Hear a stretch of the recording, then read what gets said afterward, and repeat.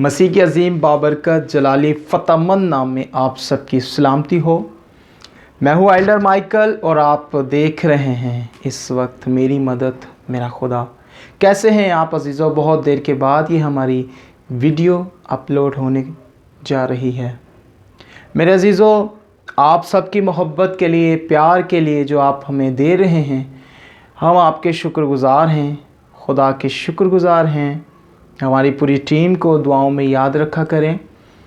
और मेरे अजीज़ों, बहुत सारे काम हम इस रोए ज़मीन में करने की कोशिश में हैं, जो खुदावंद हमारी मदद कर रहा है। और एक बात याद रखें कि हम खुदा की मदद के बगैर कुछ भी नहीं कर सकते। और ये जो सांस हम ले रहे हैं, ये भी हमारे खुदा की मेहरबानी है, क्योंकि कलाम में लिखा है कि जब खुदा ने आदम को मिट्टी से बनाया तो उसके नथनों में ज़िंदगी का दम फूंका तो वो जीती जान हुआ। और आज के दौर में इंसान कहता है मेरे पास ये है, मैं वो हूँ, मेरे पास बैंक बैलेंस है, बंगला है, गाड़ी है, और उससे यही नहीं पता कि जो तुम्हारे पास सांस है, जिसकी वजह से तुम ज़िंदा हो, वो भी तुम्हारे खुदा की मेहरबानी है और तुम कुछ भी नहीं हो। मेरे अजीज़ों, हम आज जिस मौजू पर, जिस उन्वान पर हम बोलने को हैं, वो है रोज़ा। मेरे अजीज़ों, जैसे आप जानते हैं फरवरी का महीना स्टार्ट हो गया है और रोज़े आने वाले हैं। तो मेरे अजीज़ों, आज हम रोज़ों के ताल्लुक़ से चंद बातों पर गौर करेंगे, चंद बातों पर, कुछ पॉइंट्स पर हम गौर व फिक्र करेंगे जो बहुत ज़रूरी है। मेरे बहुत सारे दोस्त हैं, उनको जब मैं उनसे गुफ्तगू करता हूं तो वो बड़ी टेढ़ी मेढ़ी गुफ्तगू के साथ मुझसे बताते हैं कि ये है वो है, क्योंकि उनको पता ही नहीं।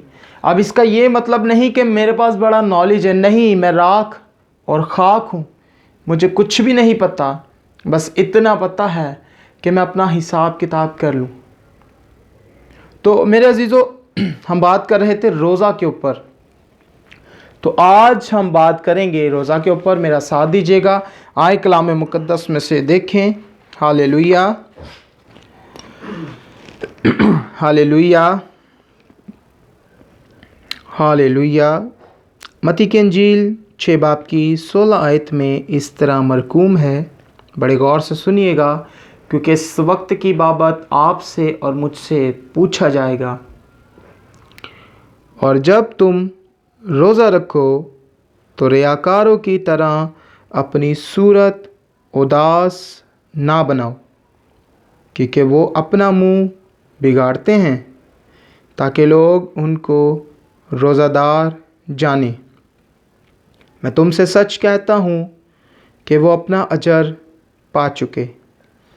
बल्कि जब तू रोज़ा रखे तो अपने सर पर तेल डाल और मुंह धो, ताकि आदमी नहीं बल्कि तेरा बाप जो पोशीदगी में है तुझे रोज़ादार जाने।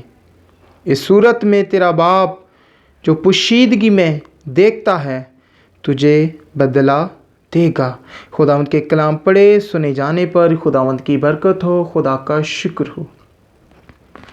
मेरे अजीज़ों, यहाँ पर बात हो रही है रोज़ा की। खुदावंद यीशु मसीह ने अपने ज़ुबान मुबारका से जो लफ्ज़ फरमाए वो है रोज़ा के।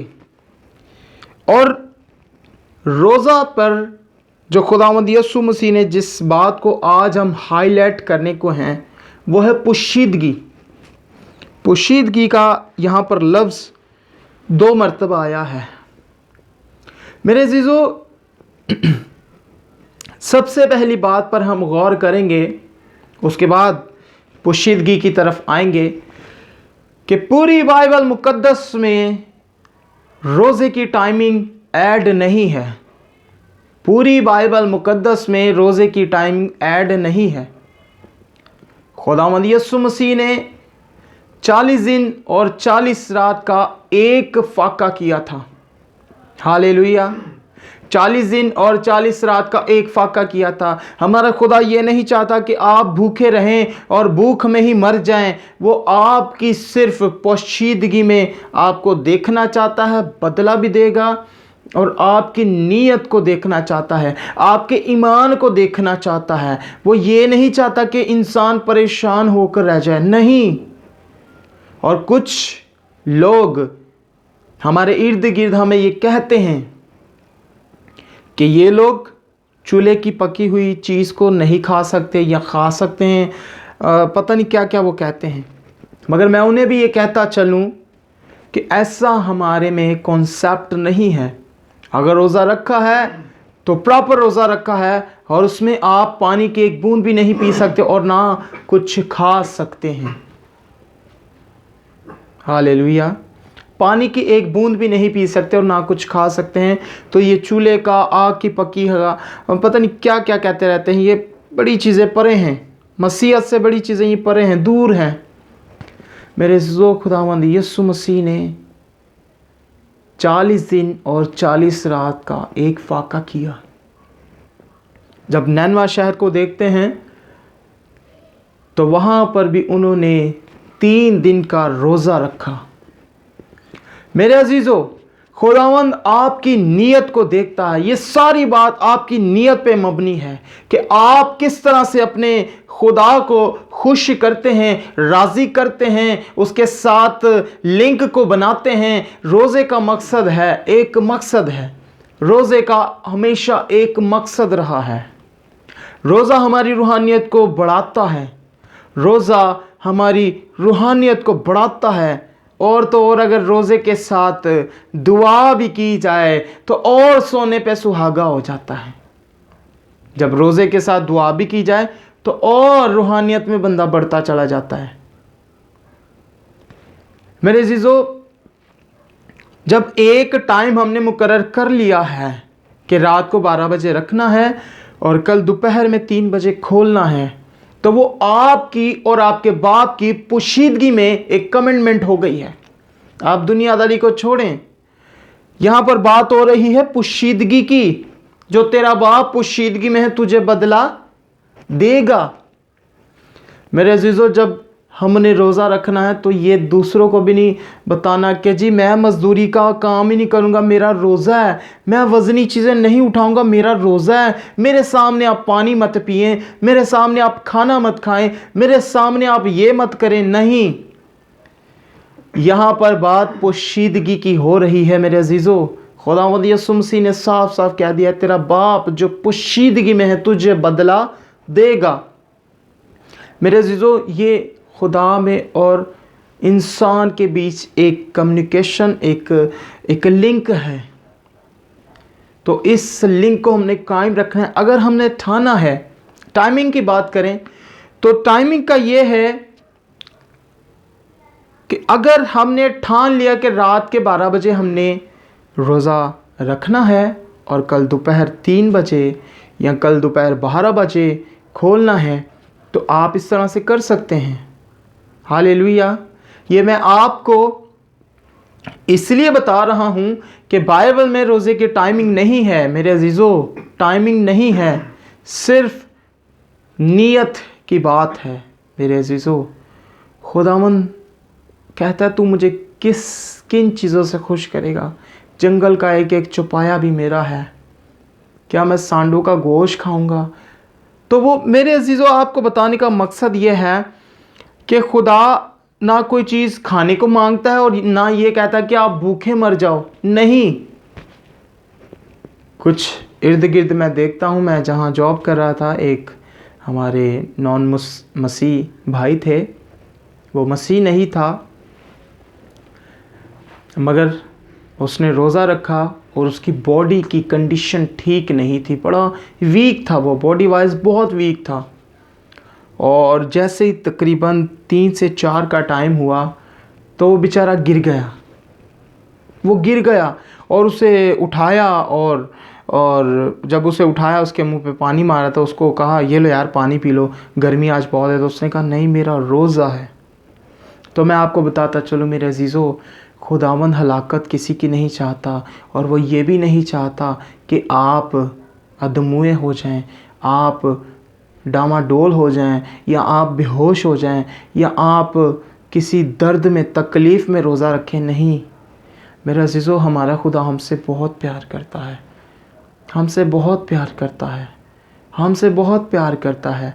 बस वो कहता है कि तू इतने अपने आप को तकलीफ़ ना दे, और ना मैं तुझे तकलीफ़ में देखना चाहता हूँ, क्योंकि उसने सारी तकलीफ़ें अपने ऊपर ले ली हैं हमारी। उसने कांटों का ताज पहनकर ये साबित किया कि ये तेरी तकलीफ़ें हैं। उसने हाथों पाँव पे कील खा कर ये साबित किया कि ये तेरी तकलीफ़ें हैं। तो वो हमें तकलीफ़ में कैसे देखना चाहता है? रोज़े का कोई मकसद है। आप अपने इलाके में देखें, बहुत सारे बीमार हैं, बेरोज़गार हैं, बेघर हैं, बे औलाद हैं, बड़ी बीमारियों में, कोरोना वबा में मुब्तला हैं। आप कोई एक मकसद रख लें। जैसे हमारे इलाका में रोड पर 2 दुकानें थी कैरम बोर्ड की, और वहाँ पर मैं देखता था आए दिन लड़ाइयाँ झगड़े होते थे। तो मैंने खुदावंद के हुज़ूर एक मकसद रख दिया था, एक दुआ रख दी थी, एक रोज़ा रख दिया था। मैंने कहा खुदावंद मेरा ये मकसद है, मैं तुझसे ये अपील करता हूँ, मैं तुझसे ये रिक्वेस्ट करता हूँ खुदावंद ये ख़त्म हो जाए दुकानें यहाँ से। और मज़े की बात और खुदावंद के जलाल की बात यह है कि वो आज दुकानें ख़त्म हो गई हैं, और वहाँ पर एक दुकान में स्पेयर पार्ट का, बाइक के स्पेयर पार्ट की शॉप है, और एक तरफ है हेयर कटिंग की दुकान। तो मेरे अजीज़ों, खुदा हमारा सच्चा है, वो हर वक्त हमारी सुनता है। हालेलुया। खुदावंद आप सबको इस कलाम के वसीला बरकत बख्शे। आए हम दुआ करें।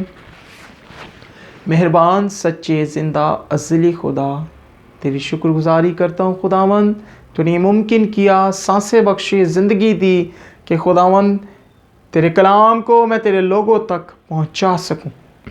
खुदावंद अपने लोगों को बड़ी बरकत देना, और इनको इस कलाम पर अमल करने की तौफीक अता करना। हमारी पूरी टीम के लिए मैं तेरी शुक्रगुजारी करता हूँ। एल्डर आरिफ के लिए, उसके घराना के लिए, बीवी बच्चों के लिए जहाँ वो काम काज करता है, बरकत सलामती। एल्डर परवेज़ के लिए, उसके बीवी बच्चों के लिए जहाँ वो काम काज करता है, बरकत सलामती निजात। और खुदावंद मास्टर यूसुफ के लिए, हाँ अंकल यूनुस के लिए, उनके बच्चों के लिए जहाँ काम काज करते हैं, बरकत सलामती। अपने लिए, अपने बीवी बच्चों, बहनों भाइयों के लिए, माँ बाप के लिए जहाँ मैं काम काज करता हूँ, उनके लिए बरकत सलामती की दुआ तुझसे करता हूँ। और खुदावंद मेरी छोटी सी दुआ को सुन। ये दुआ तेरे प्यारे बेटे अपने खुदावंद यीशु मसीह के नाम से मांगता और पा लेता हूँ, आमीन। ऐ हमारे बाप, तू जो आसमान पर है, तेरा नाम पाक माना जाए, तेरी बादशाही, तेरी मर्ज़ी जैसी आसमान पर पूरी होती है, ज़मीन पर भी हो।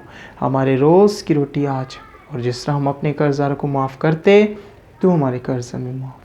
हमें आज़माइश में न पड़ने दे, बल्कि बुराई से बचा, क्योंकि बादशाहत, कुदरत, जलाल हमेशा तेरे हैं, आमीन। हमारे खुदावंद यीशु मसीह का फ़ज़ल, खुदा बाप की मोहब्बत, पाक रूहुल कुद्दुस की रफ़ाकत, शराकत हम सब के साथ, देखने वाली ज़िंदगियों के साथ, कौम बनी इस्राएल के साथ हमेशा से हमेशा तक होती रहे, आमीन। बाप और बेटे रूहुल कुद्दुस के नाम से, आमीन।